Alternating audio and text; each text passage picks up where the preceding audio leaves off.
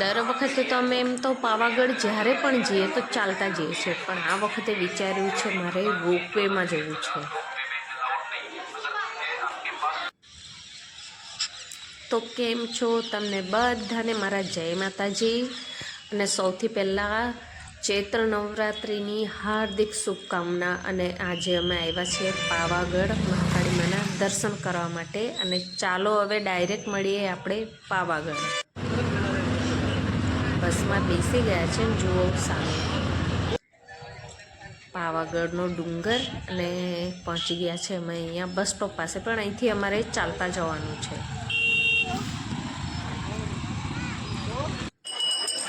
ઘણો તાપ છે એટલે વિચાર્યું છે કે આ વખતે અમે રોપવેમાં જઈશું.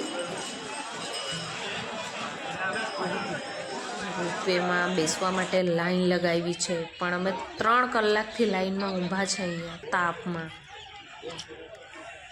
3 કલાકથી લાઈનમાં ઊભા હતા. અને હવે અમારો નંબર આવ્યો છે.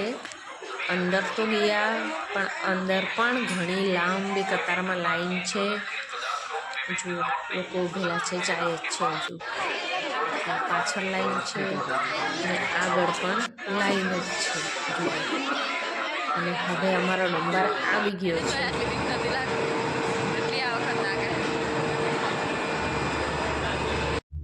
ભદ્રકાળી માતાજીનું જો અહીંથી દેખાય છે આ ડુંગર. ભદ્રકાળી માતાજીનું મંદિર છે આ ડુંગર પર. અને ખીણ જુઓ કેટલી ઊંડી દેખાય છે. અને અમે ટોટલ 6 જણા બેઠા હતા રોપવેની અંદર.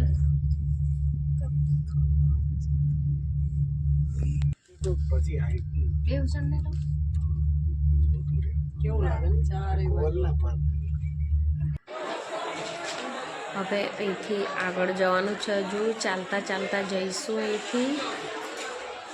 અને અહીંયા આવશે હવે દુધિયા તળાવ. દુધિયા તળાવ નજીક જ છે.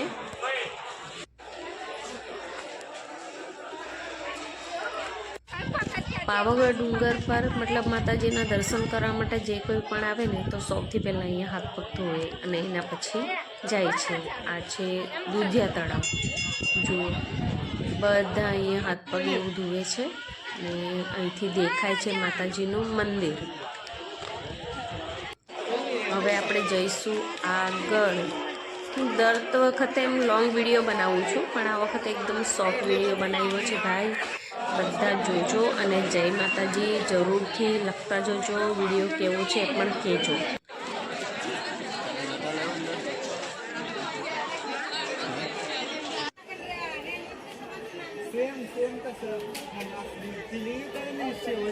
ચૈત્ર નવરાત્રિમાં અહીંયા તમને પગ મૂકવાની જગ્યા નહીં મળે, એટલી ભીડ હશે. અત્યારે તો થોડું ઓછું પબ્લિક છે, તો એ ઓછું તો નહીં જ કહેવાય, બહુ વધારે છે.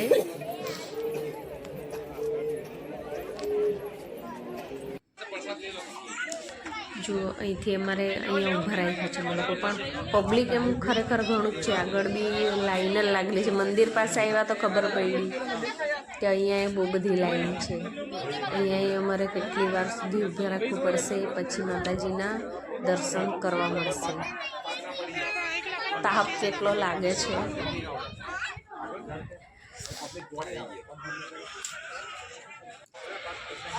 તો એ દર્શન કરવા વાળા તો ભાઈ ઊભા જ છે. તાપ ભલે ઘણો લાગે છે, ભલે લાગતો, પણ જુઓ અહીંથી અમારે લાઈન લાગેલી છે બરાબર.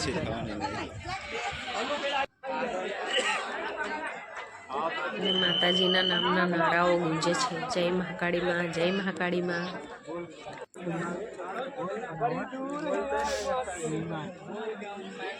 હું ક્યારે પણ અહીંયા આવું છું ને તો એક વિડીયો જરૂર બનાવું છું, પણ આ વખતે ઘણો નાનો વિડીયો બનાવ્યો છે, કેમ કે હું દર વખતે વિડીયો બનાવું છું. ને આ વખતે ચૈત્ર નવરાત્રિમાં સારી રીતે શું દર્શન કરવા મળતા જ નથી, એટલે હું પહેલાં જ આવી ગઈ છું દર્શન કરવા માટે.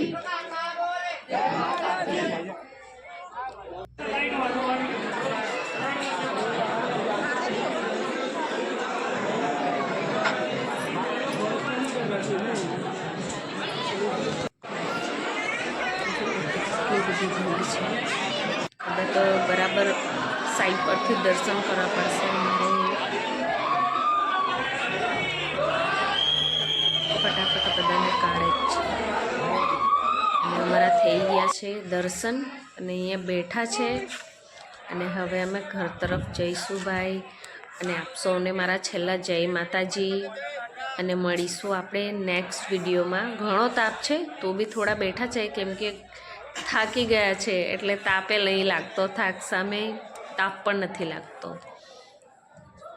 તો આવજો. આપ સૌને મારા જય માતાજી અને ચૈત્ર નવરાત્રિની હાર્દિક શુભકામનાઓ અમારા તરફથી. આવજો. જય માતાજી.